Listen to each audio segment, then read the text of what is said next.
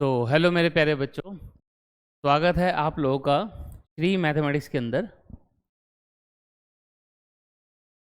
आप लोगों का स्वागत है बेटा श्री मैथ्स के अंदर।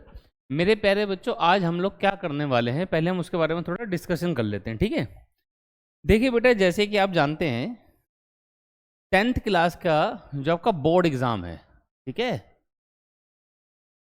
10th के बोर्ड एग्ज़ाम के अंदर मेरे प्यारे बच्चों केवल एनसीईआरटी करना कभी भी सफिशिएंट नहीं रहा। अगर आप केवल एनसीईआरटी करके जाते हैं बेटा, वो बिल्कुल भी सफिशिएंट नहीं है। एग्जाम में एनसीईआरटी से बहुत कुछ बाहर से आता है, ठीक है, ये आप जानते हैं। तो इसके साथ अब हम और क्या करें कि जिससे हमारी बोर्ड की प्रिपरेशन बहुत अच्छी हो, ठीक है। तो हम इसमें कुछ स्पेशल आपको बुक्स कराते हैं। एनसीईआरटी तो ऑब्वियसली आपको करनी है।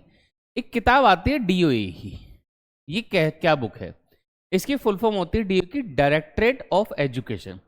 तो डायरेक्टरेट ऑफ एजुकेशन की पीडीएफ आपको गूगल पे मिल जाएगी, आप सर्च करेंगे 10th class directorate of education, जिसको स्पोर्ट मटेरियल के नाम से भी जाना जाता है, ठीक है। आप इसको सपोर्ट मटेरियल के नाम से भी सर्च करेंगे तो आपको ये गूगल पे आराम से मिल जाएगी। क्लियर। जो गवर्नमेंट स्कूल के बच्चे हैं, गवर्नमेंट स्कूल के बच्चों को ये बुक स्कूल से ही मिलती है, उनको प्रिंट करके देते हैं वो लोग, बुक की फॉर्म में मिलती है। और जो बाकी प्राइवेट स्कूल वगैरह के बच्चे हैं या जिन गवर्नमेंट स्कूलों में नहीं मिली है, वो गूगल से इसको डाउनलोड कर सकते हैं, पीडीएफ होता है ये, ठीक है। बात समझ में आई? इसमें होता क्या है कि आपके लगभग हर एक चैप्टर के अंदर मेरे प्यारे बच्चों 50 के आसपास क्वेश्चंस होते हैं, एवरेज 50 क्वेश्चंस होते हैं। किसी में 50 है, किसी में 60 है, 60 से ज़्यादा किसी में होते नहीं है। ये 50-60 क्वेश्चन बहुत इंपॉर्टेंट है। एनसीईआरटी के बाद इस किताब को करना बहुत अच्छी बात है, एक्चुअली पैरेलली करना चाहिए। जो भी चैप्टर आप करें उसका डीओई साथ में कर लें, इससे क्या होगा, आपका एक लेवल बढ़ जाएगा। मतलब मैं ये नहीं कहूँगा बोर्ड के लिए पूर्णतः रेडी हैं, पूरे तरीके से आप रेडी हैं, ऐसा नहीं है। केवल डीओई और एनसीईआरटी करने से आप बोर्ड के लिए रेडी नहीं है, पर हाँ इतना अगर आप ये दो बुक्स कर लेते हैं तो आप बोर्ड के अंदर आराम से 75% प्लस मार्क्स ला सकते हैं भाई, इतना करने से। देखो केवल एनसीईआरटी करोगे फिर तो वही 50-55% आते हैं। इस बुक को करने से आपके 20 से 25% मार्क्स बढ़ने के बहुत हाई चांसेस रहते हैं, क्योंकि बहुत सारा मटेरियल यहाँ से आता है। अब रह गया बाकी 25%, तो उसका क्या करें। देखो बचे हुए 25% के लिए आप क्या कर सकते हैं, हमारे अपने असाइनमेंट्स होते हैं, वो हम अपने क्लासरूम प्रोग्राम के अंदर कराते हैं, ठीक है। आप हमारी ऐप के अंदर जाके भी कोर्स को एनरोल कर सकते हैं, वहाँ पे भी आपको असाइनमेंट्स वगैरह मिल जाएंगे। 100% लाने के लिए एफर्ट ऑब्वियसली ज़्यादा करने पड़ते हैं, ठीक है। अच्छा, अब हम यहाँ पे करने क्या वाले हैं, देखिए हम आपको एक सीरीज स्टार्ट कर रहे हैं जिसके अंदर डीओई में हर एक चैप्टर के जितने भी क्वेश्चन है सारे के सारे हम आपको यहाँ पे सॉल्व करवाएंगे, ठीक है। तो एनसीईआरटी हम आपको करवा देंगे, डीओई हम आपको करवा देंगे, ठीक है। ये आपके लिए बिल्कुल फ्री ऑफ कॉस्ट रहने वाला है, यूट्यूब पे सारा का सारा कंटेंट आप आपको अवेलेबल कराएंगे। आज हम लोग शुरू कर रहे हैं आपके साथ, आज हम लोग शुरू करेंगे आपके साथ अरिथमेटिक प्रोग्रेशन, एपी शुरू करेंगे बेटा, ठीक है। तो एपी आपने, मैं आशा करता हूँ आपने एनसीईआरटी से तो पढ़ ही रखा होगा। अगर एनसीईआरटी से पढ़ रखा है तभी आप आगे पढ़ सकते हैं, नहीं तो बहुत दिक्कत वाली बात है। तो इस पीडीएफ के अंदर, इस एपी की पीडीएफ के अंदर लगभग 59 क्वेश्चंस हैं, लगभग क्या एग्जैक्टली 59 क्वेश्चंस हैं। सारे के सारे क्वेश्चंस मैं आपको कराऊंगा। हो सकता है ये 2 पार्ट या 3 पार्ट में पूरा कंप्लीट हो, तो जितने भी पार्ट होंगे हम डाल देंगे, ठीक है। तो बेचिंत रहिए आप। तो शुरू करते हैं डीओई के एपी का सबसे पहला क्वेश्चन। टोटल 59 क्वेश्चन है, सारे के सारे आपको कराएंगे, ठीक है। चलो मेरे प्यारे बच्चे शुरू करते हैं। देखो एक चीज ध्यान रखना, अगर आप इसको कर रहे हैं तो आपका एनसीईआरटी का एटलीस्ट कॉन्सेप्ट क्लियर होना चाहिए मेरे प्यारे बच्चों।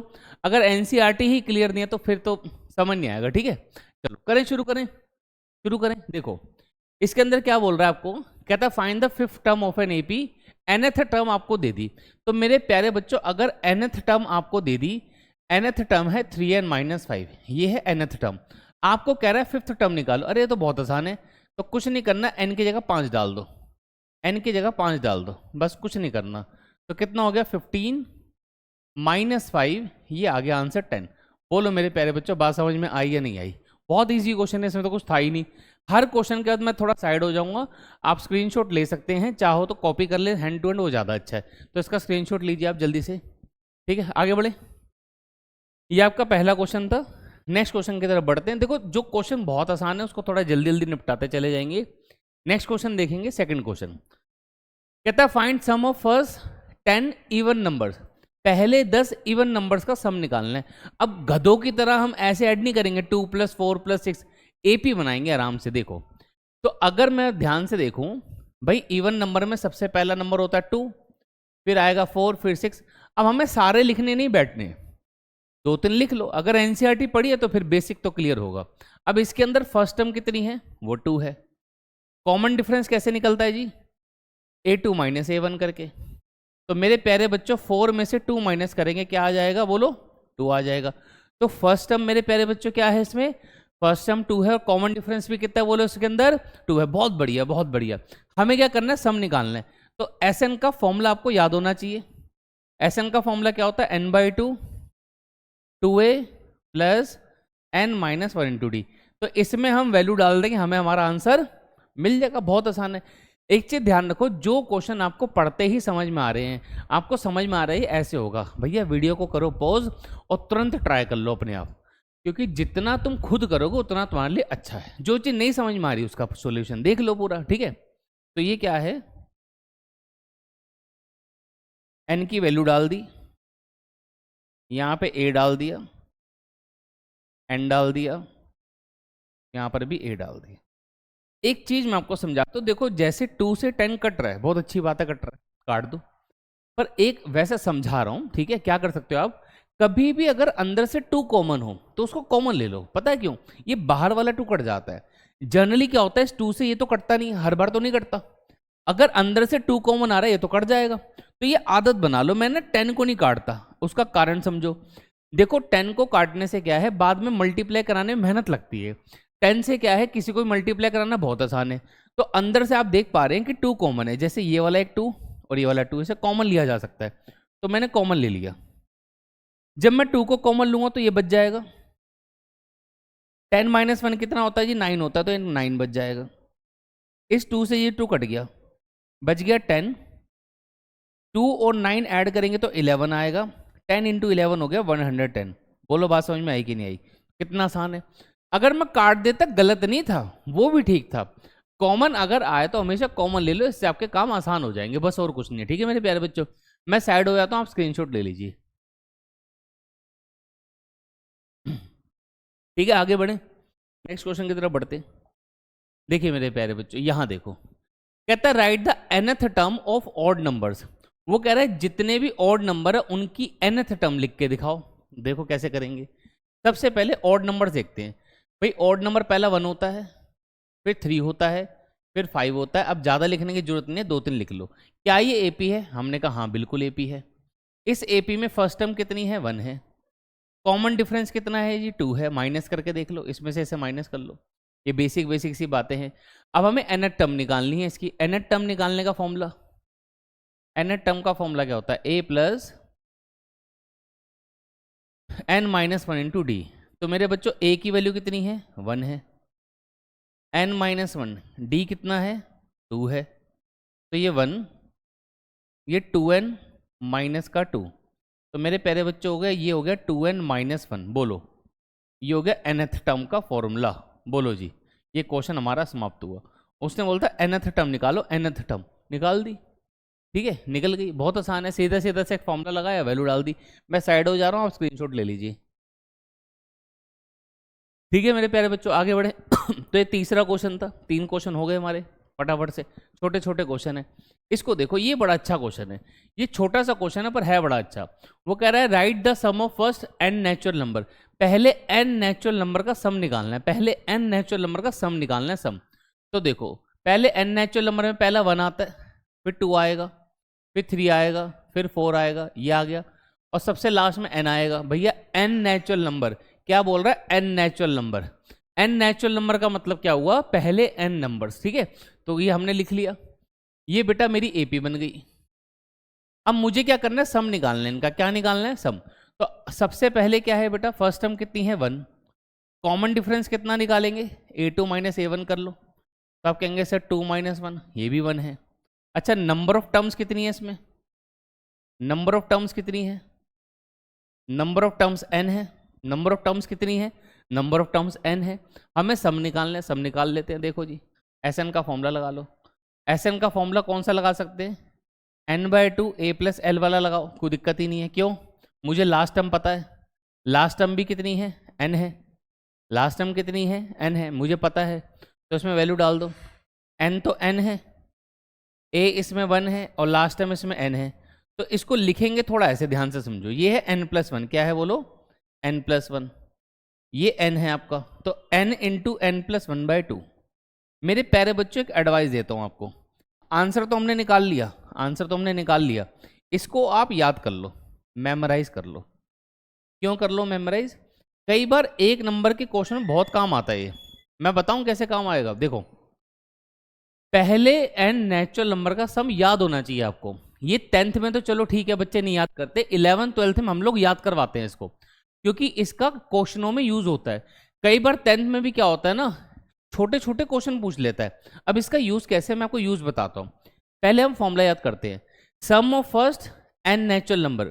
पहले n नेचुरल नंबर का सम क्या होता है मेरे प्यारे बच्चों? पहले n नेचुरल नंबर का सम क्या होता है? फॉर्मूला ये रहा, n इंटू n+1/2। फॉर्मूला याद करो, n इंटू n+1/2। बेटा फॉर्मूला याद कर लो, क्या फॉर्मूला है?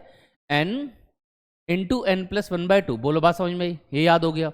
अब जैसे मान लो हमने एक आपसे छोटा सा क्वेश्चन पूछ लिया, एक नंबर का क्वेश्चन आ गया एग्जाम में, मैंने बोला फाइंड सम ऑफ फर्स्ट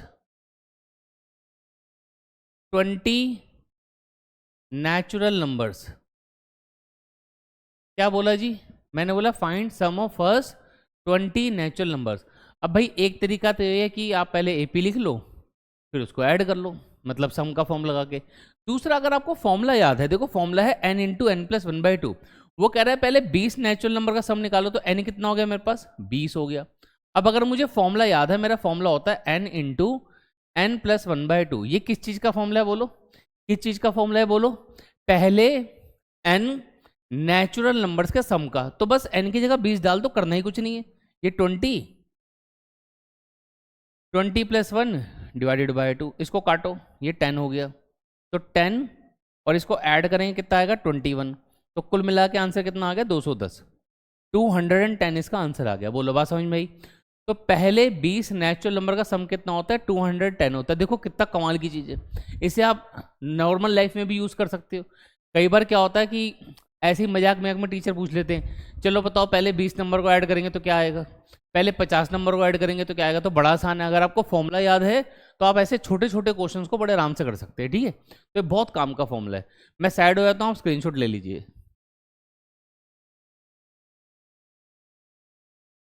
ठीक है मेरे प्यारे बच्चों, आगे बढ़े। देखो जी, 5th क्वेश्चन आ गया बेटा हमारे सामने, कह रहा है write the sum of first n even numbers. अब यहां पे क्या कर रहा है? पहले n इवन नंबर्स का सम निकालो। जैसे मैंने नेचुरल नंबर का सम निकाला वैसे आप इसका भी निकाल सकते हैं। तो पहले हम एपी लिख लेते हैं। एपी लिखेंगे, पहला क्या आएगा? इवन नंबर 2, फिर आएगा 4, फिर आएगा 6, चलते चले जाओ। अच्छा बताओ लास्ट में इवन नंबर कौन सा आएगा? ये कह रहा है पहले n इवन नंबर्स बताओ। पहले n इवन नंबर्स में लास्ट में आएगा 2n। क्या आएगा बोलो? 2n आएगा। क्यों आएगा? देखो पहला अगर इवन नंबर देखेंगे तो पहला नंबर है 2 × 1, दूसरा क्या है 2 × 2, तीसरा क्या है 2 × 3। तो नोटिस करो, मैंने बोला पहला है 2 1, दूसरा है 2 × 2, तीसरा है 2 × 3। तो nth वाला कौन सा होगा? 2 × n। बात समझ में आई? तो पहले n इवन नंबर्स क्या होंगे? 2, 4, 6 और लास्ट में क्या होगा? 2n होगा। ये बात समझ में आई? अब इसके अंदर फर्स्ट टर्म क्या है भाई? बड़े आराम से नजर आ रहा है, 2 है। कॉमन डिफरेंस कितना है जी? 2 है। नंबर ऑफ टर्म्स कितनी है जी? वो तो पता ही है हमको, क्वेश्चन ही बोल रहा है। नंबर ऑफ टर्म्स कितनी है? n है। लास्ट टर्म क्या है? 2n है। भाई सारा डाटा तो तुम्हारे पास है, रह क्या गया? कुछ भी नहीं है। बस सीधा सीधा अब सम करना है, तो सम का फॉर्मूला लगा लेते हैं। Sn = n/2 a + l, a + l वाला लगाएंगे। ठीक है, तो n तो हमारा n है, ए हमारा 2 है और एल हमारा 2n है, एल हमारा 2n है। अंदर से 2 ले लो कॉमन, क्योंकि कॉमन है। ये बच गया 1 + n, इसको काट दो तो कितना हो गया n इंटू, इसको n + 1 लिखो। तो ये क्या आ गया हमारा, सम आ गया। किस चीज़ का सम आ गया जी, पहले n इवन नंबर्स का सम। अब आपने एक चीज़ नोटिस करी, पहले n नेचुरल नंबर का सम क्या था, बस इसमें टोटल में 2 डिवाइडेड था, और इवन नंबर्स का सम ये होता है। तो अगर आप ये छोटे छोटे फॉर्मूले याद कर लोगे, अगर कर पाओ तो, नहीं तो निकाल लेना ऑन द स्पॉट। ये एक एक नंबर के क्वेश्चन में बहुत सहायता करते हैं बेटा, बहुत हेल्प होती है इनसे। ठीक है, मैं साइड हो जाता हूँ, आप स्क्रीनशॉट ले लीजिए। आगे बढ़े मेरे प्यारे बच्चों। देखिए बहुत आसान क्वेश्चन, बहुत सिंपल एनसीईआरटी का क्वेश्चन है। इसमें बोल रहे हैं find the nth term of the AP. आपको एपी की nth टर्म निकालनी है। अरे कुछ है ही नहीं है, बहुत आसान क्वेश्चन है। तो इसमें ए कितना है जी, देखो हमने आपको वादा किया सारे क्वेश्चन करा देंगे, इसलिए करा रहे हैं, नहीं तो ऐसे छोटे छोटे क्वेश्चनों में तो कुछ है ही नहीं। तो एडवाइस ये है मेरे प्यारे बच्चों, हर एक क्वेश्चन का सोल्यूशन ना देखिए। अगर आपको समझ में आ रहा है यार ये क्वेश्चन तो मैं कर सकता हूँ, वीडियो पॉज करो, हैंड टू हैंड इसको ट्राई करो, काम खत्म। देखो वीडियो बनाने का हमारा जो मकसद है वो ये है, हम आपकी मदद कर पाए। होता क्या है, बच्चे डीओई के क्वेश्चन करने से घबराते हैं, कतराते हैं, उन्हें डर लगता है कि यार ये क्वेश्चन बहुत टफ है, टेढ़े टेढ़े क्वेश्चन से। इसमें 50 क्वेश्चन की जो एवरेज है, इसमें लगभग लगभग 20 से 25 क्वेश्चन तो आसान होते हैं, पर 20 से 25 क्वेश्चन का लेवल बहुत अच्छा होता है। तो ये टोटल 50 क्वेश्चन आपको करने चाहिए। शुरू के 20-25 क्वेश्चन आपका बेसिक रिफाइन कर देते हैं, वापस से आपको पूरा का पूरा रिवाइज हो जाता है कि आपने एनसीईआरटी में क्या पढ़ा। ये आपका काइंड ऑफ टेस्ट हो रहा है, समझ लो आप। जब हमने एनसीईआरटी पढ़ ली और अब जब डीओई कर रहे हैं, तो ये आपका समझ लो टेस्ट चल रहा है। क्योंकि इतना एक्सट्रीम लेवल क्वेश्चन भी नहीं है कि आप कर नहीं सकते, और इतने आसान भी नहीं होते कि आपने एक बार एनसीईआरटी करी और आप करने लग गए। आपको कम से कम एनसीईआरटी पहले 2-3 बार कर लेनी चाहिए, फिर अगर आप डीओई की क्वेश्चन करेंगे आपको बहुत मजा आने वाला है, क्योंकि बड़े अच्छे क्वेश्चन होते हैं इसके अंदर। अब जैसे हो क्या रहा है, कभी तो nth टर्म का क्वेश्चन आ जाता है, कभी सम का क्वेश्चन आ जाता है, तो बहुत मजा आता है। अब एनसीईआरटी के अंदर क्या है भाई, nth टर्म वाले क्वेश्चन की एक्सरसाइज अलग है और सम वाली एक्सरसाइज अलग है, तो आप लोगों को प्रैक्टिस नहीं हो पाता है। यहाँ पर क्या आपका प्रैक्टिस अच्छा हो रहा है, कभी nth टर्म का क्वेश्चन आ रहा है, कभी सम का क्वेश्चन आ रहा है, तो इसमें प्रैक्टिस अच्छी आपकी हो जाती है। ठीक है, शुरू के 20-25 क्वेश्चन आपको आसान ही मिलेंगे, बिल्कुल बेसिक लेवल के क्वेश्चन होंगे, बाद में बड़े अच्छे अच्छे इसके अंदर क्वेश्चन है, कराऊंगा मैं सारे, आप बेचिंत रहिए। देखिए तो ए हमारा कितना आ गया, -10 है। कॉमन डिफरेंस निकाल लेते हैं, कॉमन डिफरेंस निकलता है A2 - A1। मेरे प्यारे बच्चों, जब नंबर्स नेगेटिव होते हैं ना, बच्चे गड़बड़ करते हैं, तो ध्यान से देखना वैल्यूज कैसे डालते हैं। A2 की वैल्यू है -15 और A1 की वैल्यू है -10। मैं बिल्कुल बेबी स्टेप आपको करके दिखा रहा हूँ। ये -15 माइनस माइनस हमारा प्लस हो जाएगा, ये प्लस का 10 है। अब माइनस प्लस माइनस होता है, ये माइनस का 5 आएगा। बहुत से बच्चे प्लस माइनस की बिल्कुल बेसिक मिस्टेक कर देते हैं, बहुत अजीब सा लगता है। तो डी की वैल्यू कितनी है बेटा, -5 है। डी की वैल्यू कितनी है बोलो, -5 है। निकालना क्या मुझे, बातों बातों में तो भूल गया क्या निकालना है। तो इसकी nth टर्म निकालनी, क्या निकालनी मेरे प्यारे बच्चों, nth टर्म। तो nth टर्म का सीधा सीधा सा फॉर्मूला होता है, क्या फॉर्मूला है जी, a + n-1 इंटू डी। तो मेरे प्यारे बच्चों इसमें a कितना है, -10 है, n-1 डी कितना है बेटा, -5 है, ये हमने निकाला है। तो -10 -5 को बेटा आप अंदर मल्टीप्लाई कराएंगे तो -5n हो जाएगा, -5 इंटू -1 करेंगे तो +5 हो जाएगा। तो कुल मिला के हमारे पास आया -5n, और -10 +5 होता है बेटा -5। आप चाहें इसको सुंदर बनाने के लिए इसमें से -5 कॉमन ले सकते हैं, आपकी इच्छा है, नहीं लेंगे तो भी चल जाएगा, ले लेंगे तो भी चल जाएगा। ठीक है, तो ये हमारा इस क्वेश्चन का आंसर है। ठीक है, बोलो जी, क्लियर हो गई बात। तो मैं साइड हो जाता हूँ, आप इसका स्क्रीनशॉट ले लीजिए। अच्छा मैं एक काम करता हूँ, मैं साथ साथ इसके ना आंसर टैली कर लेता हूँ, क्योंकि कुछ गड़बड़ कई बार हो जाती है तो पता लग जाता है फिर। ये हमारा 6 क्वेश्चन है, आंसर बिल्कुल ठीक है बेटा। ठीक है, तो मैं आंसर साथ साथ मैच करता रहूँगा अब, ताकि अगर कहीं कुछ मिस्टेक हो जाए तो हमें पता लग जाए। क्लियर, कई बार कैलकुलेशन एरर हो जाते हैं। स्क्रीनशॉट आप ले लीजिए मेरे प्यारे बच्चों। आगे बढ़े, आगे बढ़े, चलो देखो यहाँ देखो जी, नेक्स्ट क्वेश्चन। अब देखो कितना टुच्चा क्वेश्चन है, बिल्कुल बच्चों वाला क्वेश्चन दे दे, कुछ है ही नहीं इस क्वेश्चन के अंदर। वो कह रहा है find the common difference of the AP. आपको एपी का कॉमन डिफरेंस निकालना। भाई कॉमन डिफरेंस किसको निकालना नहीं आता? इतने सारे क्वेश्चन तो वैसे ही हमने कर डाले 5-6, और हर जगह हमने कॉमन डिफरेंस निकाला है। तो सेकंड टर्म में से फर्स्ट टर्म को माइनस कर लो। अब समस्या यहाँ पर क्या है कि नंबर दे रखे मिक्स फ्रैक्शन में, बस इसी वजह से बच्चों को डर लगता है। वो कहते हैं जी हमसे नहीं हो रहा, हमको डर लग रहा है। कुछ भी नहीं है इस क्वेश्चन में, A2 में से A1 माइनस करना है। तो आओ जी A2 देखें। A2 है 4 2/9, ये A2 है। A1 कितना है 4 1/9। मेरे प्यारे बच्चों अगर मैं इस पर ब्रैकेट लगा दूँ तो चलेगा, कोई दिक्कत तो नहीं है, सही है। अब देखो दो तरीके हैं यहाँ से करने के, दो तरीके। मैं आपको ना दोनों तरीके सिखाता हूँ। ज़्यादातर बच्चे क्या करते हैं, पहले वो मिक्स फ्रैक्शन को सिंप्लीफाई करते हैं। कैसे करेंगे? 9 4 36। मैं यहाँ पे करता हूँ वाइट कलर से, जो तुम लोग करते हो मैं वाइट कलर से करता हूँ। आप करेंगे 9 4 36, 9 चौक 36, और 36 + 2 कितना हो गया? 38 हो गया। 38/9 करेंगे आप, ऐसे ही करोगे। फिर 9 4 36, 36 और 1 कितना हो गया? 37/9 माइनस का 1। आप कहेंगे सर बेस सेम है, 38 - 37, सर आंसर आ गया 1/9। क्या ये गलत है? नहीं, ये 100% सही है, ये 100% सही है। मैं आपको कुछ नया सिखा रहा हूँ, आप ऐसे भी कर सकते हैं, सीख लो, सीखने में क्या जा रहा है। देखो मिक्स फ्रैक्शन को हमको पता है, हम ऐसे लिख सकते हैं, बोलो हाँ या ना। लिख सकते हैं कि नहीं लिख सकते? लिख सकते हैं। नहीं पता तो फिर अब याद कर लो, इसको ऐसे लिख सकते हैं, बोलो हाँ या ना। अब अगर मैं ब्रैकेट खोल दूँ तो क्या होगा? 2 + 9 4 + 9/2, ब्रैकेट खोलेंगे माइनस का 4 माइनस का 1/9। मेरे दिमाग लगाओ मेरे प्यारे बच्चों, 4 से 4 कट गया। ये कितना है? 2/9, ये है 1/9। तो आप कहेंगे सर बेस तो सेम है, तो 2 - 1 हो गया। कितना आ गया जी? 1/9। क्या आंसर अलग है? आंसर तो सेम है, पर तरीका अलग है, तरीका बहुत अलग है। ऐसा मैंने क्यों किया? देखो इसमें क्या है, जब हमने मिक्स फ्रैक्शन को सिंप्लीफाई करके फ्रैक्शन में लिखा तो इसमें मल्टीप्लिकेशन में कई बार समय चले आता है। अब इसने यहाँ पे तो नंबर हल्के दे दिए, मान लो उसने कुछ गंदा सा नंबर दे दिया, मान लो कुछ ऐसा दे दिया जी, उसने दे दिया जी ऐसे 758, यहाँ पे दे लिया मान लो आपको 2/9 माइनस 758, यहाँ पे दे दिया 1/9।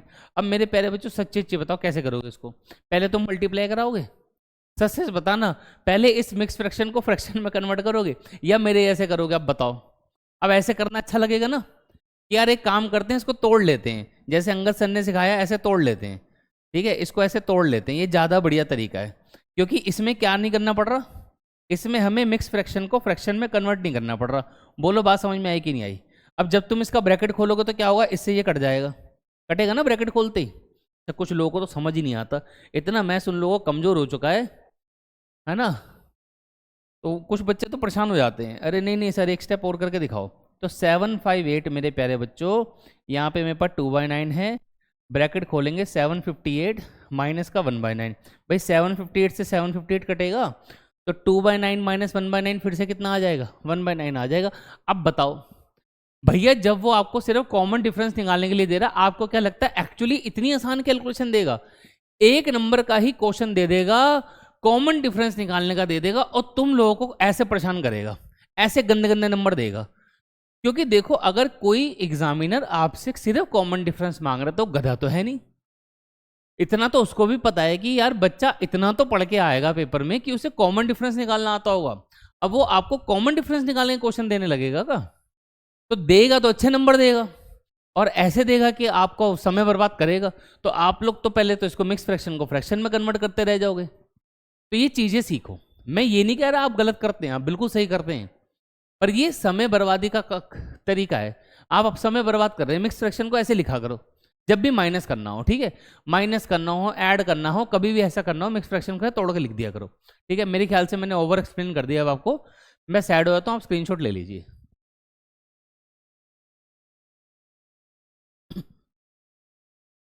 चलिए आगे चढ़े, ठीक है, आगे बढ़े, ठीक है, चलो आगे बढ़ते हैं। 7 क्वेश्चंस हो गए हैं, ठीक है, आगे बढ़ते हैं। देखो अब ये तो कुछ ज़्यादा आसान पूछ लिया। कहता है write the common difference of an AP whose nth term is. आपको अब यहाँ पे, अब देखो ऐसा क्वेश्चन एनसीईआरटी में नहीं है कि एनएट टर्म देके कॉमन डिफरेंस मांग ले। ये कैसे करते हैं? बड़ा आसान होता है, तो देखते हैं, आराम से समझते हैं।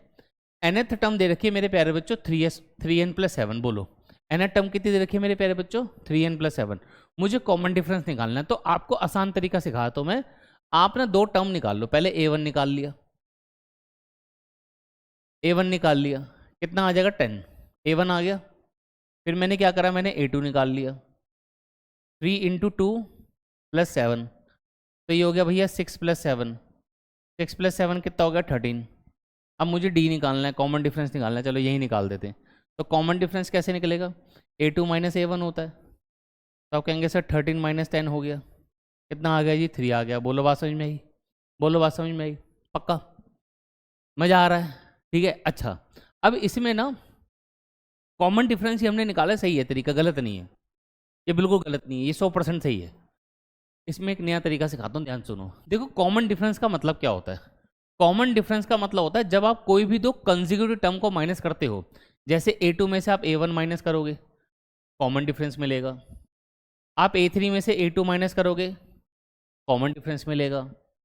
आप a4 में से a3 माइनस करोगे, कॉमन डिफरेंस मिलेगा। हर बार कॉमन डिफरेंस ही तो मिलेगा, बोलो हाँ या ना, सही है बात, गलत है, बताओ। अच्छा एक बात बताओ, ऐसी अगर मैं an में से उससे एक पहली वाली टर्म माइनस कर दूं तो क्या मिलेगा, कॉमन डिफरेंस मिलेगा। भाई कोई भी दो कंसेक्यूटिव टर्म को माइनस करने से कॉमन डिफरेंस मिलता है, ठीक है। अब ध्यान सुनो, an तो मुझे पता है, an कितना है 3n+7। अब ये an-1 कैसे निकालते हैं, बहुत से बच्चे इसमें बड़े परेशान हो जाते हैं, सर ये an-1 कैसे निकलता है। आओ पहले इसको समझ लेते हैं थोड़ा सा। देखो कुछ कुछ क्वेश्चन हैं छोटे, मैं एक्स्ट्रा डिटेल्स आपको समझा रहा हूँ ताकि आपकी बुद्धि थोड़ी खुल जाए और आपको कुछ सीखने को मिल जाए मेरे प्यारे बच्चों, ठीक है। अब ध्यान से सुनो, सीखो। देखो ये मेरे पास an है कि नहीं, an बोलो। अच्छा अगर मैं तुम्हें बोलूं मुझे काम करो a1 निकाल के दिखाओ, आप कहोगे सर ये तो बड़ा आसान काम है, n की जगह 1 डाल दो। ये पूछने की बात है सर, n की जगह 1 डाल दो a1 निकल जाएगा। मैंने बोला मुझे a5 चाहिए, आपने कहा सर ये भी कोई पूछने की बात है, n की जगह पे 5 डाल दो a5 निकल जाएगा। अच्छा मैंने बोला मुझे a अल्फा चाहिए, a अल्फा कैसे निकलेगा, भाई n की जगह अल्फा डाल दो। मैंने बोला मुझे a बीटा चाहिए, a बीटा, आपने बोला सर n की जगह बीटा डाल दो। मैंने बोला मुझे ये चाहिए an-1, तो n की जगह n-1 ना डाल दें, n की जगह क्या डाल दें, n-1 डाल दो। an-1 चाहिए तो n की जगह क्या डाल दो, n-1। बच्चे पता है क्या करते हैं, मैं बताता हूँ आपको, एक बार वो भी बताता हूँ कि बच्चे क्या करते हैं। बड़े खतरनाक स्टूडेंट होते हैं 10th में। अगर हम किसी को बोलेंगे ना ये निकालो an-1, वो बोलेंगे सर पहले लिखो an, और आप कह रहे हो -1 करना है, लो सर -1 कर दिया। ये गलत है जी, ये गलत है। an-1 निकालने का मतलब है n की जगह पे n-1 रखना है, n की जगह पे क्या रखना है बोलो, n-1। मेरी बात समझ में आ गई आपको, शायद समझा पाया हूँ मैं। तो मैंने बोला an-1 निकालो, तो कैसे निकलेगा जी 3, इस n की जगह पे क्या डाल दो, n-1 + 7। आप कहेंगे सर ये तो मुश्किल लग रहा है तरीका, अरे ये मुश्किल नहीं, ये स्टैंडर्ड तरीका है, ठीक है, ये अच्छा तरीका। ब्रैकेट खोलो, ये -7, 7 से 7 आपका कट गया। अब थोड़ी सी कैलकुलेशन और बची, उसे भी कर लेते हैं, ठीक है। जगह थोड़ा मुझे कम पड़ रही है, मैं यहाँ पे बना लेता हूँ, इसको इरेज कर देता हूँ मैं। आपको लिखना है तो बीच में वीडियो को पॉज करके आप लिख लेना, ठीक है। यहाँ देखो, अब आप यहाँ देखो, ये मेरे पास 3n है, इस 3 को मैं अंदर ले गया तो कितना हो गया, -3n + 3, ये कट गया, आंसर कितना आया 3 आया। बोलो मेरे प्यारे बच्चों, कॉमन डिफरेंस पहले भी 3 था, कॉमन डिफरेंस अब भी 3 है। हम कौन सा मेथड चूज करें, भैया ये 1 नंबर का क्वेश्चन आना है, 1 नंबर के क्वेश्चन में आपको वर्किंग दिखानी नहीं है, तो ये आपके ऊपर आप कैसे करना चाहते हैं, ये आपके ऊपर है आप कैसे करना चाहते हैं। दोनों ही मेथड ठीक है। यहाँ पे मैंने पहले 2 टर्म निकाली, उसको माइनस कर लिया। इधर मैंने क्या करा, मैंने सीधा सीधा कॉमन डिफरेंस का स्टैंडर्ड फॉर्मूला लगा दिया, उन दोनों टर्म को माइनस करा, आंसर आ गया। तो कोई अंतर नहीं है मेरे प्यारे बच्चों, आप कैसे करते हैं कैसे नहीं करते, आंसर हर बार सेम ही आएगा, आंसर आपका सेम ही आएगा, आंसर में अंतर नहीं आने वाला। अब एक चीज आपको और सिखानी है, एक चीज मुझे आपको, मैं एक एक्स्ट्रा क्वेश्चन ले रहा हूं, खुद बना रहा हूं, जरा यहां देखिएगा। मैंने बोला nth टर्म है 5n माइनस का से चलो 8, ये दे दिया, ये दे दिया। मैंने बोला कॉमन डिफरेंस निकालो, तो पहले आपको मेरे ख्याल से वो बेसिक मेथड अच्छा लगा होगा, तो मैंने इसमें 1 डाला, कितना आ गया बोलो -3। अब मैंने 2 डाला, तो कितना आएगा भैया 10, 10 माइनस 8 कितना हो गया 2 हो गया। अब मैंने बोला कॉमन डिफरेंस, आप कहेंगे सर जी A2 माइनस A1, A2 कितना है 2, A1 कितना है -3, आंसर बोलो कितना आया 5 आया। ठीक है सर जी क्या सिखाना चाहते हो, अरे सिखा रहे हैं यार, रुक तो जाओ तुम, जल्दी बड़ी होती है बच्चों को। एक क्वेश्चन और लेते हैं, 7n+3 इसका कॉमन डिफरेंस निकालें। जरा आप लोग निकालो, इसको वीडियो को पॉज करो और आप लोग इसका कॉमन डिफरेंस निकालो निकालो मेरे ख्याल से वीडियो पॉज आपने कर ली होगी। n की जगह 1 डाला, कितना आया जी 10 आया। n की जगह 2 डालो, 7 2 14 + 3, 14 + 3 कितना होता है जी 17 होता है। तो कॉमन डिफरेंस कैसे निकालोगे A2 माइनस A1 करके। अब आप देखो 17 - 10 कितना आ गया 7। मज़ा आ रहा है आप लोगों को, मज़ा आ रहा है। अब आपको एक चीज़ बताऊं, एक चीज़ सिखाऊं, बड़ा मज़ा आएगा आपको। एक नंबर के क्वेश्चन में इतनी मेहनत करनी नहीं है। देखो बेसिक सिखाना हमारा फ़र्ज़ है, बेसिक सिखाना हमारा फ़र्ज़ है। बिना बेसिक सिखाई चीज़ें रटवा देंगे, आप बर्बाद हो जाओगे। जब भी कभी nth टर्म आपको दी होती है ना, आप नोटिस करना, nth टर्म ना हमेशा एक लीनियर इक्वेशन होती है।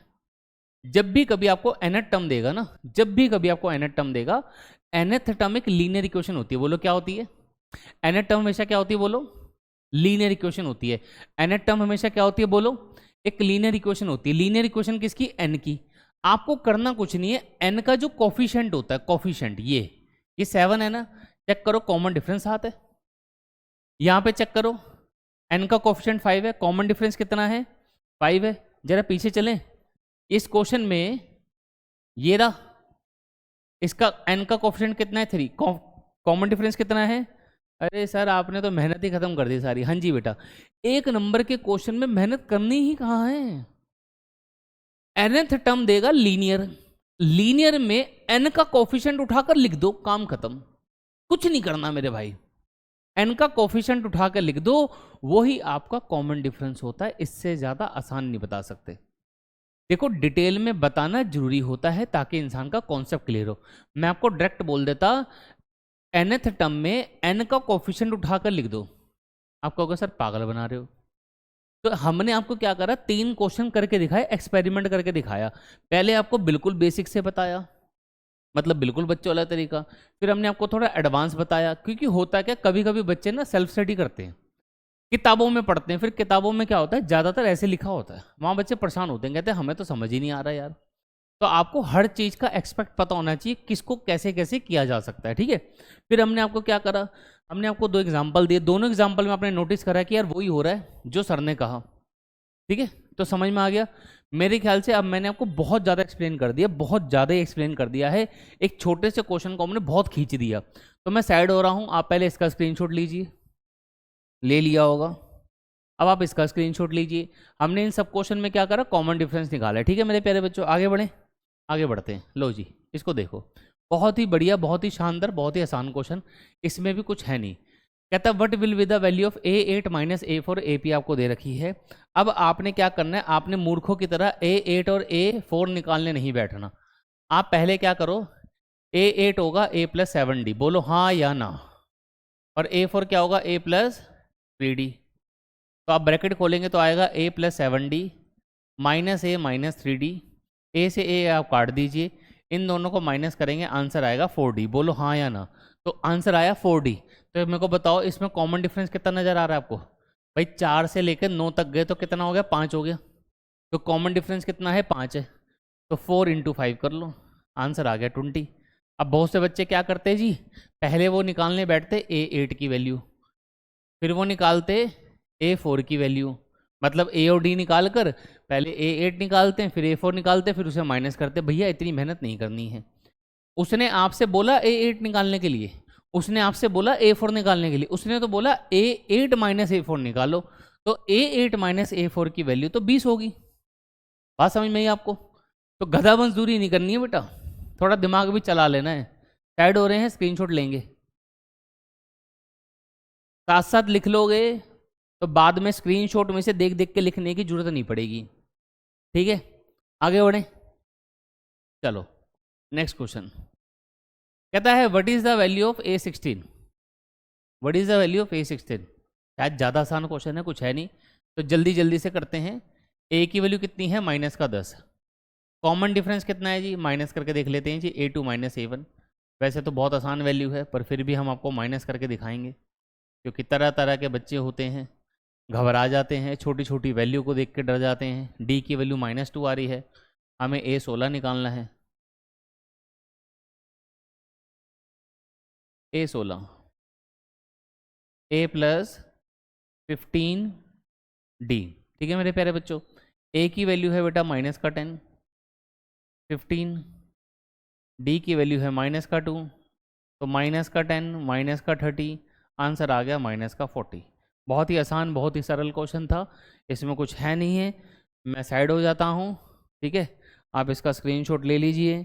आंसर हमारा बिल्कुल सही आ रहा है, हम तो बीच में आंसर चेक करना ही भूल गए थे, बट कोई बात नहीं, बिल्कुल सही है आंसर इसका। आगे बढ़ें, ठीक है, चलिए नेक्स्ट क्वेश्चन। नेक्स्ट क्वेश्चन, अरे वाह, ये क्वेश्चन ना मैं आपको बता रहा हूँ, ये बहुत अच्छा क्वेश्चन है। मतलब एनसीईआरटी में ऐसा क्वेश्चन नहीं है, ऐसे क्वेश्चन पेपर में बहुत आते हैं पर थोड़े एडवांस आते हैं, ये बिल्कुल बच्चों वाला क्वेश्चन है। तो पहले हम इस क्वेश्चन करने से पहले एक छोटी सी जानकारी ले लेते हैं, ध्यान से सुनो। अगर मैं बात करता हूं कि 3 नंबर A B C, मैं कहता हूं ये एपी में है, आर इन एपी, क्या लिखा मैंने, ये 3 number A B C AP में है। देखो किसी भी नंबर्स का एपी में होने का मतलब क्या होता है, इसका क्या मतलब है, 3 नंबर अगर एपी में, इसका क्या मतलब है कि इसमें कॉमन डिफरेंस सेम है, बोलो हाँ या ना। कहने का मतलब ये है कि B माइनस ए किसके इक्वल होना चाहिए, C माइनस बी के। भाई एपी में होने का क्या मतलब होता है, कॉमन डिफरेंस सेम है। तो सेकंड टर्म में से जब फर्स्ट टर्म माइनस करेंगे और थर्ड में से जब सेकंड टर्म माइनस करेंगे, सेम आना चाहिए। तो वही चीज मैंने लिखी है। अब यहां से ध्यान से सुनो, यहां से हमने क्या करा, इस B को अगर मैं यहां ले आऊंगा तो B प्लस बी सामने हो गया A प्लस सी। बोलो B प्लस बी कितना होता है जी, आप कहेंगे सर 2B होता है, तो लास्ट में A प्लस सी। अब आप इस बात को याद कर लो, इस बात को याद कर लो कि जब 3 नंबर एपी में है, जब 3 नंबर बोलो एपी में है, तो बीच वाले का डबल लास्ट वालों के सम के बराबर होता है। इस बात को याद कर लो। क्या बात याद करनी है बेटा, कि अगर 3 नंबर एपी में है, A B C एपी में है, तो बीच वाले नंबर का डबल लास्ट वाले नंबर्स के सम के बराबर होता है। बीच वाले नंबर का डबल लास्ट वाले नंबर्स के सम के बराबर होता है। ये बात याद करनी है और कुछ याद नहीं करना। बोलो बात याद हो गई कि नहीं होगी, बहुत काम की बात है। अगर ये याद नहीं होगी तो दिक्कत हो जाएगी जी आपको, क्योंकि बार बार यूज होता है। अरे बाप रे बाप, ये क्या हो गया, चलो ठीक है, क्लियर है, सही है। तो अब क्वेश्चन को सोल्व करें। देखो जी, देखो यहां पे करते हैं साइड में सोल्व। देखो यहाँ साइड में करते हैं, ठीक है, और कलर भी चेंज कर लेते हैं जरा। यहाँ देखो, अब हमारे पास ये है 3 नंबर हैं, कौन कौन से हैं, एक 3 है, एक है K-2, और नेक्स्ट नंबर कितना है 5 है। वो कह रहे हैं 3 नंबर किस में है, बोलो ये 3 नंबर किस में, बोलो एपी में है। अगर 3 नंबर एपी में है तो अभी मैंने समझाया बीच वाले का डबल, जो बीच में नंबर है इसका डबल किसके इक्वल होगा, लास्ट वालों के सम के। किसके इक्वल होगा, बोलो लास्ट वालों के सम के, ठीक है। तो इस 2 को अंदर मल्टीप्लाई करवाना है तो करवा दो, चलो 2K-4 सामने कितना हो गया जी, 8 हो गया। तो 2K, 4 को सामने ले जाओ, 8 + 4, 8 + 4 कितना होता है जी, 8 + 4 कितना होता है जी, 12 होता है। 2 से डिवाइड लगा दो, तो 2 से डिवाइड लगाएंगे कितना आ जाएगा, 6 आ जाएगा, क्योंकि 2 मल्टीप्लाई में 12 के नीचे जाएगा, तो 12/2 6 होता है, ठीक है। बहुत आसान क्वेश्चन था ये, बट नया क्वेश्चन है, एनसीईआरटी में ऐसा क्वेश्चन नहीं है, बिल्कुल एनसीईआरटी में ऐसा क्वेश्चन नहीं है, ये आपके लिए बिल्कुल न्यू क्वेश्चन है, और ऐसे क्वेश्चन पेपर में पूछे जाते हैं। मैं आपको सच बता रहा हूं, अगर पेपर आपका मॉडरेट बन गया बोर्ड का, तो आप कहेंगे सर एनसीईआरटी और डीओई सफिशिएंट थी हमारे लिए। केवल एनसीईआरटी और डीओई कर लेने से ही बच्चे कई बार 100% ले आते हैं, बट थोड़ा सा रिस्की रहता है, इसलिए हम लोग क्या कहते हैं कि एनसीईआरटी करो, डीओई करो, साथ में जो हम वर्कशीट प्रोवाइड करते हैं एडवांस लेवल की, उसको करो। वर्कशीट में हमारे लगभग 100 से 150 क्वेश्चन होते हैं हर चैप्टर के। तो जिस बच्चे ने एनसीईआरटी और डीओई जो कर लेते हैं, फिर जब हम उसको 100 से 150 क्वेश्चन की वर्कशीट देते हैं, तो वो उसमें लगभग 70-75% तक वर्कशीट खुद कर लेता बच्चा, ठीक है।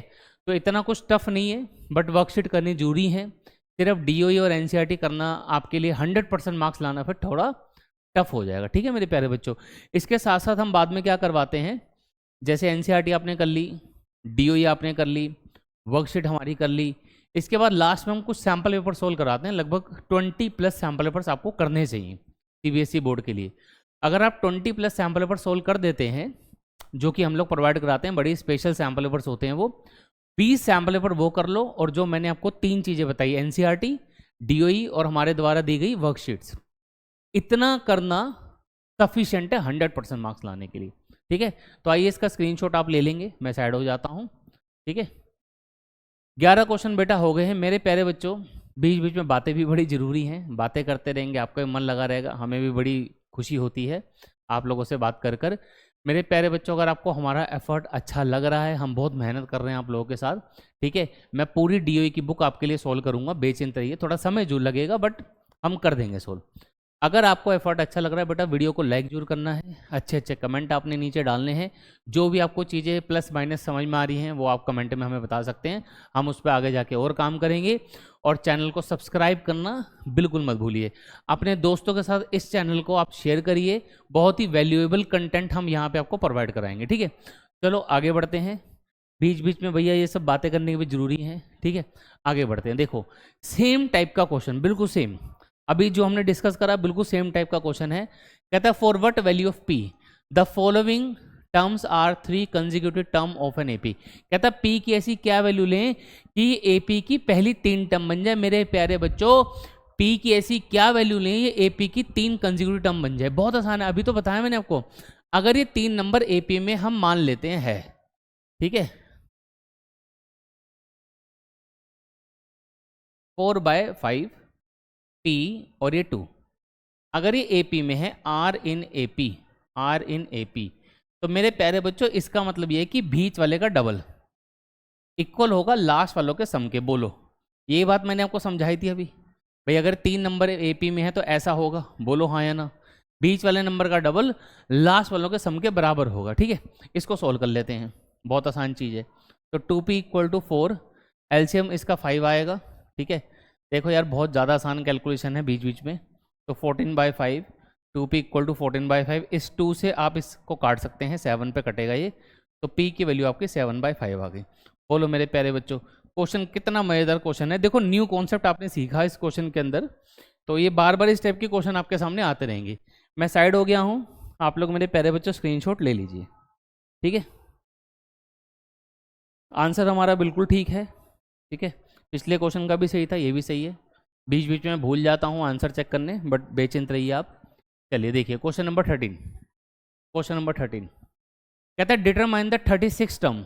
आपको 36 टर्म निकालनी है एपी की, जिसमें आपको whose first 2 terms, whose first 2 terms, okay ठीक है, पहली 2 टर्म आपको दे दी हैं, इसका मतलब ये एक तो ए दे दिया, दूसरा आपको A2 दे दिया, मतलब मैं कह सकता हूँ A1 और A2 दे दिया। ठीक है, अच्छा A1 का मतलब ही A होता है, अगर सेकंड टर्म मुझे पता है, फर्स्ट टर्म भी पता है, तो मैं D निकाल सकता हूँ। ठीक है, तो 4 -3, तो आप कहेंगे सर 4 + 3 लिख लो, ये 7 आ गया, चलो यहाँ लिख देते हैं। तो डी की वैल्यू मेरे प्यारे बच्चों 7 आ गई। ए बेटा मेरे पास है, डी बेटा मेरे पास है, मैं कोई भी टर्म निकाल सकता हूँ। बड़ा ही ज़्यादा टुच्चा क्वेश्चन, बड़ा ही ज़्यादा आसान क्वेश्चन था, एनसीईआरटी में ऐसे क्वेश्चनों की भरमार है। तो मैंने वही बोला, डीओई में शुरू में लगभग 20-25 क्वेश्चन बहुत ही आसान होते हैं, आप खुद भी कर सकते हैं, कोई दिक्कत वाली बात नहीं है। ठीक है, 36 टर्म निकालनी है, तो a + 35d।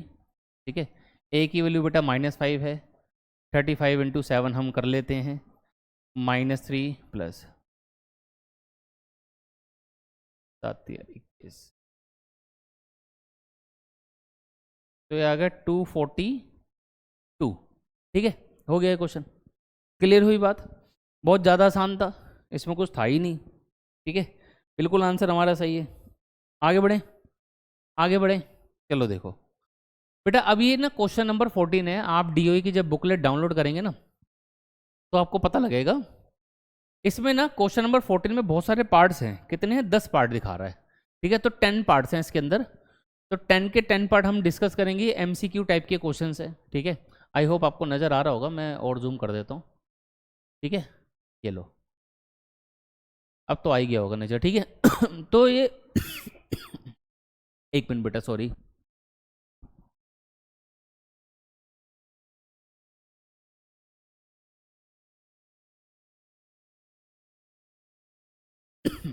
देखो बेटा, बेटा यहाँ पे आपके ये क्वेश्चन नंबर 14 में 10 पार्ट्स हैं, ये MCQ है बेटा, ठीक है। तो मैंने एज इट इज़ स्क्रीनशॉट लेके यहाँ डाल दिया था। तो वन बाय वन हम इसको डिस्कस कराते हैं। वैसे तो क्वेश्चन ये बहुत आसान है, बट कोई बात नहीं, डिस्कस हम आपके लिए कर देंगे इसको, ठीक है। इसको थोड़ा कर देते हैं साइड में। तो मैं वन बाय वन आपको सारे के सारे पार्ट्स डिस्कस करा देता हूँ। आइए देखते हैं, जिसके अंदर पहला पार्ट करते हैं। क्वेश्चन 14 में कितने पार्ट हैं बेटा, मैंने कितने बताए, 10 पार्ट हैं। 10 के 10 पार्ट करेंगे, ठीक है। तो ये टेक्निकली बेफजूल में 10 क्वेश्चन बढ़ गए, उन्होंने पार्ट्स बना दिए इसके, तो कुछ नहीं कर सकते, करने तो पड़ेंगे। देखो जी, जैसे इसके अंदर आपको बोला 38 टर्म निकालनी है आपको। क्या निकालनी है? 38 टर्म। देखो कोई भी टर्म निकालनी हो मेरे प्यारे बच्चों, मैं बार बार क्लास में भी बोलता रहता हूँ, टर्म अगर आपको कोई भी निकालनी है, आपको दो चीज़ें ढूंढनी है। एक आप ए ढूंढ लो, दूसरा आप डी ढूंढ लो। अगर ए और डी आपके पास है तो काम हो जाएगा। तो इसमें एपी में ए आपको नजर आ रहा होगा 10 है। ए कितना है बोलो? 10 है। कॉमन डिफरेंस की बात करें तो 7 - 10 कर लेते हैं, -3 है। कॉमन डिफरेंस मिल गया, ए मिल गया। निकालनी है हमको 38 टर्म। तो ए 30 क्या होगा? ए प्लस 29 डी। ए है बेटा मेरे पास 10, 29 इंटू डी कितना है? -3। ये बेटा -77 आ रहा है। इसका मतलब ऑप्शन नंबर सी करेक्ट है। ऑप्शन नंबर सी करेक्ट है। मैं चेक कर लेता हूँ। हाँ बेटा बिल्कुल सही है, आंसर हमारा बिल्कुल सही आया है। नेक्स्ट पार्ट करूँ? ठीक है, नेक्स्ट पार्ट करते हैं। इसमें आपको 11th टर्म निकालनी है। नेक्स्ट पार्ट में 11 टर्म निकालनी है। तो ए आपको पता है कितना दे रखा है? -3। डी निकाल लेते हैं, A2 -A1, तो जो कि हो गया -1/2 + 3, ठीक है। ये आएगा एलसीएम आपका 2 -1 + 6, ये आ गया बेटा 5/2। कॉमन डिफरेंस कितना आ गया बेटा? 5/2 आ गया। ए -3 है, तो मुझे 11 टर्म निकालनी है। ए प्लस 10D। ए है बेटा मेरा -3, 10 इंटू डी है 5/2। इसको काटेंगे, 5 पे कटेगा, 5 × 5 25, -3 + 25, ये आ गया बेटा मेरे पास 22। तो 22 ऑप्शन में है, ऑप्शन नंबर बी। आंसर देख लेते हैं, कुछ एरर ना हुआ हो हमसे। बिल्कुल सही है बेटा, ऑप्शन बी ही बता रहा है, ठीक है। तो 2 पार्ट हो गए 14 के। 14 में टोटल 10 पार्ट हैं। क्लियर? अच्छा, इसका ना स्क्रीनशॉट ले लो, स्पेस मेरे पास है नहीं यहाँ पर, ठीक है। तो ले लिया, ठीक है। तो नेक्स्ट क्वेश्चन में एन दे रखा है, डी दे रखा है, ए निकालना है, ठीक है। अच्छा काम करते हैं, हो जाएगा, बहुत छोटा सा ही कैलकुलेशन है, यहाँ पे कर देते हैं। वाइट कलर से कर रहे हो, ठीक है, वाइट कलर से कर दे रहे हैं। देखो थर्ड पार्ट के अंदर क्या है, थर्ड पार्ट में मुझको ए एन दे रखा है। ए एन की वैल्यू बेटा मुझे दी है 4। ए एन की वैल्यू कितनी दी है बेटा? 4 दी है। तो इसको ओपन कर लेते हैं ए एन को। ए एन होता है ए प्लस n - 1 इंटू डी, ठीक है। तो इसमें अगर आप देखेंगे तो n मुझे 7 दिया है, d मुझे -4 दिया है। a प्लस n मुझे 7 दिया है और d मुझे दिया है -4, ठीक है।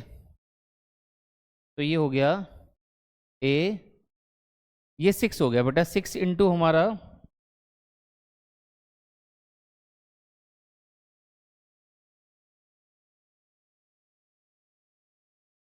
ये a 6 इंटू -4 हो गया, माइनस का 24, ये 4। 24 को आप सामने ले जाएंगे, 4 में ऐड करेंगे तो आंसर आ जाएगा 28। बोलिए, ठीक है, 28 आ गया।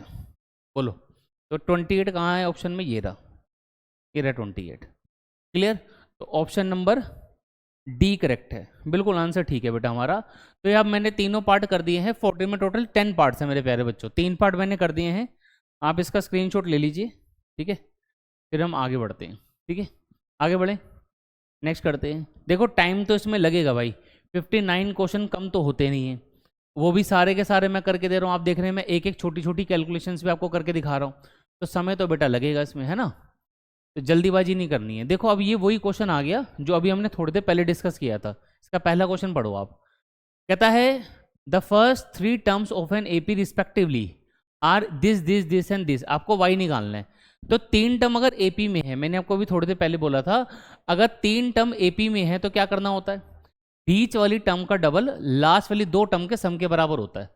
बीच वाली टर्म का 2 टाइम्स लास्ट वाली दोनों टर्म के सम के इक्वल होता है। ये चीज़ आप याद रखो, इससे आपका काम थोड़ा जल्दी हो जाएगा। ठीक है बेटा, चलो देखो, तो हमने इस वाले पार्ट को कर रहे हैं, फोर्थ पार्ट को।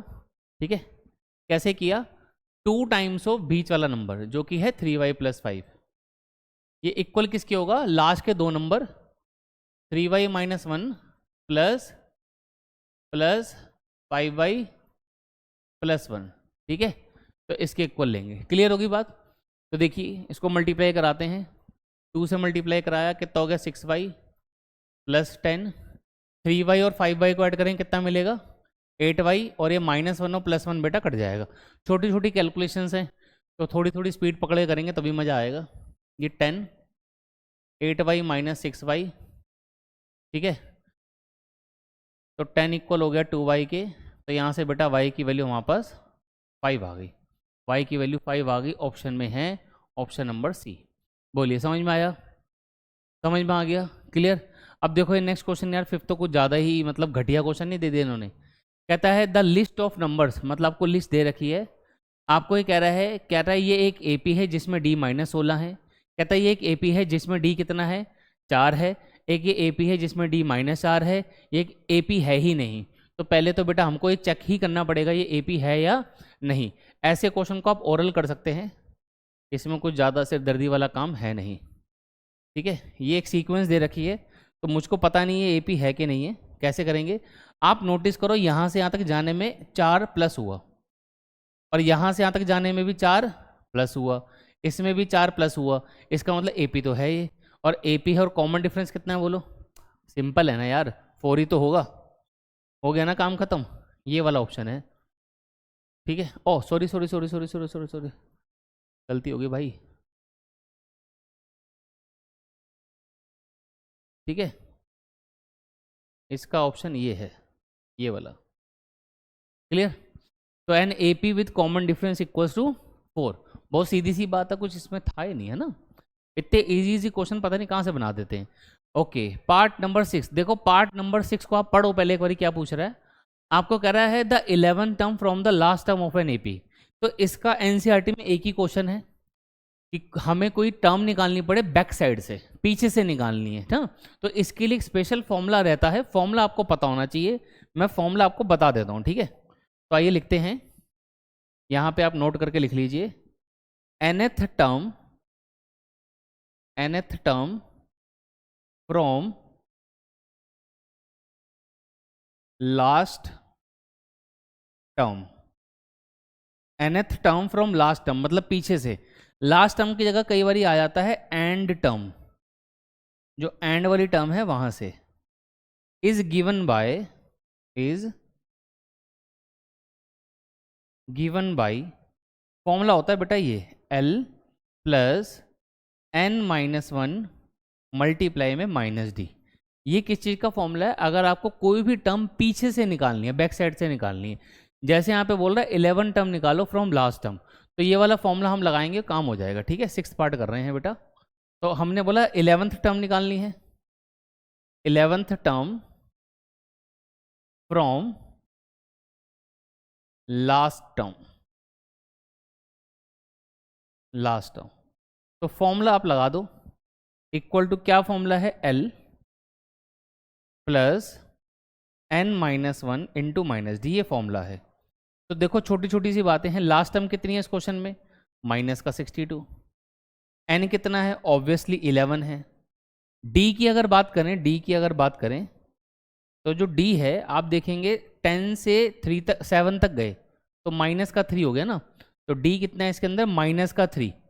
d कितना है, -3। नोटिस करेंगे बेटा d -3 है, तो यहाँ पे पहले से ही माइनस है, तो d हमारा +3 हो जाएगा। भाई माइनस तो पहले से ही है ना, माइनस माइनस प्लस होता है। तो ये हो गया -62, ये 10 है, 10 × 3 30 होता है, -62 + 30 कितना हो गया, -32 हो गया। बोलो बात समझ में आई या नहीं आई, बोलो जी, क्लियर हुआ। तो ये हमारा कौन सा पार्ट हो गया, 14 का 6th पार्ट हो गया। आगे बढ़ें। अच्छा स्क्रीनशॉट ले लो भाई, साइड हो जाते हैं मेरे प्यारे बच्चों, स्क्रीनशॉट ले लीजिए। ठीक है, आई होप समझ में आ रहा होगा। देखो बेटा 10th क्लास है मेरे प्यारे बच्चों, मेहनत तो आपको करनी पड़ेगी, हार्ड वर्क आपको करना पड़ेगा। बहुत सिलेबस रहता है 10th के अंदर, एक एक चैप्टर में आपको, जहाँ तक मेरी समझ है और इतने सालों का मुझे एक्सपीरियंस है, 2011 से बेटा मैं पढ़ा रहा हूँ, तो इतना एक्सपीरियंस मेरा ये कहता है कि आपको लगभग हर एक चैप्टर के अंदर, अगर किसी चैप्टर को आपको बहुत अच्छे शानदार तरीके से करना है तो एनसीईआरटी को तो गिनो ही मत करो। एनसीईआरटी तो गिनना ही बेकार है, करनी तो है ही है। डीओई के साथ साथ आपको कम से कम एक्स्ट्रा क्वेश्चन हर चैप्टर के 100 to 150 मिनिमम इतने क्वेश्चन करने चाहिए। तो डीओई मिला के आपके हर चैप्टर के लगभग 150 से 200 क्वेश्चन हो जाते हैं। इतने क्वेश्चन आपको हर चैप्टर में करने ही चाहिए, 150 से 200 क्वेश्चन, तभी आप किसी चैप्टर को अच्छे से समझ पाते हैं। ठीक है, तो ये आपको करना ही है। एक ही क्वेश्चन बीच में ना थ्योरी वाला था, ठीक है, जिसमें एमसीक्यू का आंसर भी पूरा नहीं था, तो मैंने फिर पहले ही लिख दिया। देखो इसमें बोल रहा था फेमस मैथमेटिशियन एसोसिएटेड, आपको दिख रहा है और जूम कर दूं मैं, अब दिख गया होगा। The famous mathematician associated with finding the sum of first 100 natural number is. वो कह रहा है वो फेमस मैथमेटिशियन का नाम बताओ जिसने पहले 100 नेचुरल नंबर का सम निकालना, मतलब एसोसिएट हुआ था, उसने निकालने की शुरुआत की थी यहाँ से। ठीक है, तो उसमें एक मैथमेटिशियन थे जिन्होंने इसकी रिसर्च वगैरह दी थी, एक शॉर्टकट्स वगैरह दिए थे। तो यहाँ पे 4 ऑप्शन दिए हैं, इतनी फालतू की सिरदर्दी से अच्छा याद कर लो, इसका आंसर गोज है। ठीक है, ये है इसका ऑप्शन, ये वाला ऑप्शन नंबर सी। अब इनका पूरा नाम जो है इन्होंने दिया नहीं था, तो पूरा नाम जो है मैंने नीचे लिख दिया है। ठीक है, पूरा नाम यहाँ पे नहीं था। कई बार क्या होता है एग्जाम में ऑप्शन आए और आपको समझ नहीं आ रहा, ठीक है ना, तो आपको पूरा नाम याद कर लेना है इसका, कार्ल फ्रिडरिच गॉस, तो ये इसका पूरा नाम है उस मैथमेटिशियन का। क्लियर, तो आप पूरा नाम याद रखें, कई बार पता नहीं लगता, पता लगा उसने 2-3 अलग अलग पूरे पूरे नाम दे दिए और आपको याद ही नहीं आ रहा कि कौन सा है। बाकी ऐसा एमसीक्यू हमने कभी बोर्ड में आते नहीं देखा। ठीक है, डीओई के अंदर था तो डिस्कस कर लिया, कोई दिक्कत नहीं है। आगे बढ़ते हैं पार्ट नंबर 8 की तरफ। पार्ट नंबर 8 में क्या बोल रहा है, ठीक है, तो पार्ट नंबर 8 करेंगे। पार्ट नंबर 8 में क्या बोल रहा है, आओ देखते हैं। कहता है what is the common difference of an AP in which this. तो आपको एक छोटी सी इक्वेशन दी है बच्चों वाली, जिसको हम बड़े ही आराम से सॉल्व कर सकते हैं। ठीक है, तो ये दिया है A18 minus A14 equals to दिया है मुझे 32। तो बेटा A18 होता है A प्लस 17D, A14 होता है A plus 13D equals to 32। ठीक है, तो ये A plus 17D minus A minus का 13D इक्वल्स टू 32। ए से बेटा ए काट दीजिए, ये हमारा 4D आ गया, 4 से बेटा डिवाइड लगा दो आप, तो D की वैल्यू 8 आ गई। बहुत ही ज़्यादा सरल क्वेश्चन था, बहुत ही आसान क्वेश्चन था, ऑप्शन नंबर ए इसका सही है। ठीक है, तो 2 पार्ट इसमें और बचते हैं 14 के। क्लियर, तो आज की वीडियो में हम इतना ही रखेंगे, बस ये 2 पार्ट और कर लेते हैं। आपको कह रहा है nth टर्म निकालिए, एक AP दे रखी है। ठीक है, तो देखिए मेरे प्यारे बच्चों nth टर्म इसकी कैसे निकलेगी। सबसे पहले बात करते हैं A कितना है, A है 1 + √3, ये A है। क्लियर, A के बाद बात करते हैं D की, तो D कैसे निकलेगा जी, सेकंड टर्म लिख लो पहले। सेकंड टर्म है 1 + 2√3 और इसमें से माइनस कर दो फर्स्ट टर्म जो कि है 1 + √3, दोनों को माइनस कर लेंगे, हमें D पता लग जाएगा। तो बिल्कुल आपको पूरा पूरा करके दिखाएंगे, बेचिंत रहिए। 1 + 2√3 -1 - √3, मेरे प्यारे बच्चों -1 + 1 कट गया, 2√3 में से √3 को माइनस करेंगे, √3 आ जाएगा। तो बेटा ये कॉमन डिफरेंस आ गया, ये मेरे पास A लिखा हुआ है और मुझको निकालना क्या है, मुझे nth टर्म निकालनी है। मेरे प्यारे बच्चों क्या निकालनी है, nth टर्म। तो nth टर्म का फॉर्मूला होता है A + n - 1 × D। A की वैल्यू कितनी है, 1 + √3, 1 + √3, n - 1 कॉमन डिफरेंस कितना है जी, √3। ठीक है, कॉमन डिफरेंस कितना है जी, बोलो, √3। ठीक है, आगे सोल्व करें, आगे सोल्व करें। देखो 1 + √3, ये आया √3 × n माइनस का √3। अच्छा √3 से √3 काट दें, तो nth टर्म कितनी आ गई, √3 × n प्लस का 1, ये आ गई nth टर्म। मैंने इसमें कुछ डिस्कस करना चाहूँगा, एक मिनट रुकिएगा ज़रा, पहले तो आंसर टैली कर लेते हैं। आंसर है हमारा ऑप्शन नंबर A, ये मैच हो गया। अब एक चीज़ नोटिस करो, मुझे बताओ इसमें कॉमन डिफरेंस कितना है, जल्दी जल्दी बताना। कॉमन डिफरेंस कितना है, √3, कितना है, √3। आपको याद है आज की शुरुआत में हमने क्वेश्चन किए थे, इसमें कॉमन डिफरेंस निकालना था। मैंने बोला था nth टर्म हमेशा लीनियर एक्सप्रेशन होता है। आप देखो क्या ये लीनियर एक्सप्रेशन है? आप कहेंगे हाँ सर लीनियर है, क्योंकि n की पावर 1 है तभी तो लीनियर है। इसका n का कोफिशिएंट देखना कितना है, √3। क्या यही कॉमन डिफरेंस है? हाँ यार यही तो है। तो आज ही बताया था ना मैंने आपको। देखो यहाँ पे हमने एक बार क्रॉस चेक करवा दिया, वीडियो का एंड होने वाला है तो बीच में क्वेश्चन आ गया तो मैंने सोचा चलो करवा देते हैं। अब नेक्स्ट पार्ट देख लेते हैं। इसमें आपको फर्स्ट टर्म कह रहा है AP का P है, कॉमन डिफरेंस Q है, आपको इसकी 10th टर्म निकालनी है। तो यहाँ पे स्पेस नहीं है, नेक्स्ट पेज पे निकालते हैं। फर्स्ट टर्म P है, फर्स्ट टर्म P है मतलब A1 P दे रखा है, ठीक है। कॉमन डिफरेंस Q है और 10th टर्म निकालनी है। कॉमन डिफरेंस मतलब D Q दे रखा है और 10th टर्म हमको निकालनी है। तो 10th टर्म का फॉर्मूला होता है A + 9D। क्या होता है? A + 9D। A कितना है जी? P है। 9D कितना है? Q है। बस यही है, P + 9D। अरे रुको रुको रुको, D की वैल्यू कितनी है? Q है। तो 10th टर्म कितनी आ गई? P + 9Q। ऑप्शन देख लो, P + 9Q, P + 9Q, ये रहा ऑप्शन नंबर C। ठीक है, बोलो बात समझ में आ गई? क्लियर हो गया? ठीक है, इसका भी आप स्क्रीनशॉट ले लीजिए मेरे प्यारे बच्चों, मैं साइड हो जाता हूँ। ठीक है, तो ये आज हमने आपके साथ इतनी सारी मेहनत करी, 14 क्वेश्चन हमने करे। एक्चुअली 14 क्वेश्चन में 10 पार्ट थे, इस वजह से थोड़ा समय ज़्यादा लग गया। अभी इसके अंदर टोटल क्वेश्चन 59 है। तो आज की वीडियो में सारा कवर नहीं करेंगे, वीडियो बहुत लंबी हो जाएगी। इसके बाकी के पार्ट्स भी आएंगे, सारे के सारे पूरे सारे क्वेश्चन सोल्व कराऊंगा। आपने देखा मैंने छोटे से छोटा क्वेश्चन सोल्व करा है। तो मेरे प्यारे बच्चों, अगर एफर्ट हमारा अच्छा लग रहा है, वीडियो को लाइक करिए। इस वीडियो में अच्छे खासे लाइक्स आएंगे तभी हम आगे बढ़ेंगे, ठीक है बेटा। और इसको शेयर करो अपने दोस्तों के साथ। चैनल को सब्सक्राइब करना बिल्कुल भी मत भूलना। मिलते हैं आपको नेक्स्ट वीडियो में। Thank you, bye bye.